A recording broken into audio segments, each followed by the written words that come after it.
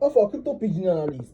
Wetin dey go on for crypto world now? Give us update now. We don't dey hear about crypto since. Tell us wetin this crypto even dey all about sef. What's up my people? How una dey? Like I tell una before, say na this channel you go dey hear the latest update. Anything about cryptocurrency, you wan learn about cryptocurrency, na this channel you go dey hear am. Wey be say everything go dey in Pidgin language. You no go stress your brain with all this baby grammar. No worry, we go define everything for una. Okay, wetin be this cryptocurrency wey this my guy ask me? We all know wetin currency mean, right? Currency na money wey we dey spend, we fit touch, we fit carry, we fit send am go bank. But cryptocurrency no be like that. But this same cryptocurrency, you fit spend am.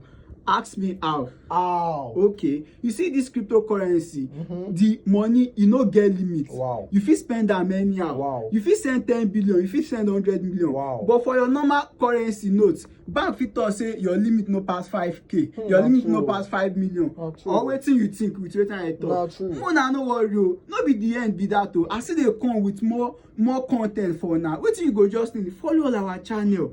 On your notification, you go dey hear the ogbonge and the latest for crypto space. But more na wait, I never chop. Na person wey chop dey invest. I dey come. For analyst.